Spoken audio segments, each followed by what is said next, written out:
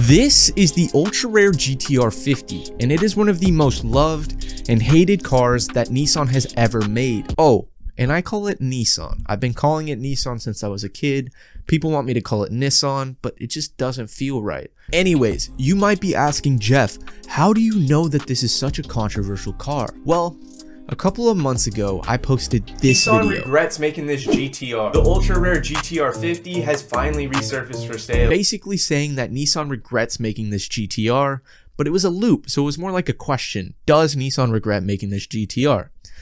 Anyways, the video went viral across YouTube, TikTok, and Instagram, getting millions and millions of views. But with those views came thousands of comments. People saying they hate the GTR, people saying that they love the GTR, people saying they hate Nissan, people saying they hate me, people saying they love me, all sorts of crazy comments. So today I'm here to break down the Ultra Rare GTR-50 the best that I can so that you can let me know if you love it, you hate it, or maybe you just don't care. I want to preface that there wasn't a ton of information on the GTR-50, so I did my best and scraped all the information that I could possibly get. The only thing that I'm going to ask of you is at the end of this video, please comment down below and please let me know what you think about this car, because honestly, I really need to know now. Without further ado, the first thing we need to know about this car is the background. The GTR-50 snuck onto the scene back in 2018. This was just in time for the 50th anniversary of the GTR nameplate. For all you Nissan heads out there, the first Skyline GTR was unveiled at the Tokyo Motor Show in 1969. Fast forward 50 years later to 2019 and bada boom, bada bing, there you go. But this is where things get a little bit twisted in my opinion. Nissan is an iconic Japanese car maker that has been making bangers for years and years and years. So you would think that when it comes to making the 50th anniversary of their iconic GTR, that they would want to keep it in-house, maybe fix a couple things that the consumers have been complaining about, and just give everybody that iconic GTR that they've been wanting.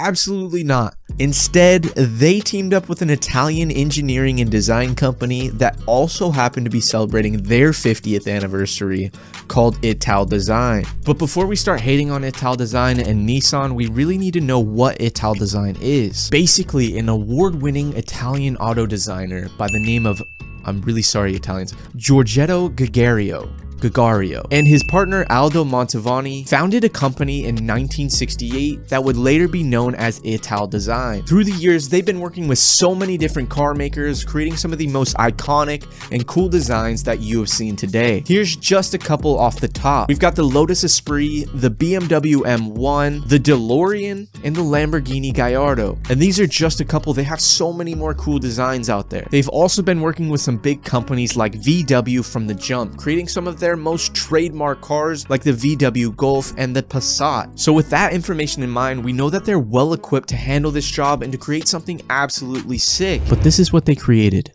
At first glance, I really like the car. The front end's sick, it's got that futuristic vibe to it, and it's definitely something ultra rare, you might say. But then we spin it around to the back and it just feels like we're missing something. It almost feels like there's this plastic melted exoskeleton over the top of the car and they forgot to put the back piece on. They also have these super sick taillights that just seem to be floating there.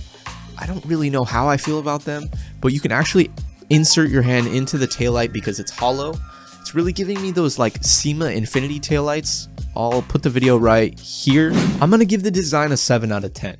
Only because I feel like ITAL Design they could have done so much more with it. Now we need to bounce back over to Nissan and talk about price and performance for this car. The Nismo version of the GTR at the time was making 600 horsepower.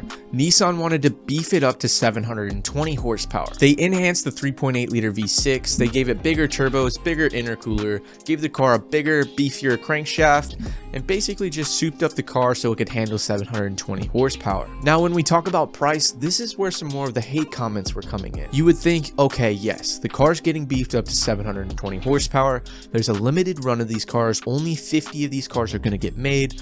Alright, so the price tag's going to go up as well. But I definitely don't think you were guessing that was going to cost $1.2 million to buy one of these GTRs. It's hard to back up Nissan when you want to charge $1.2 million for an Italian souped up GTR.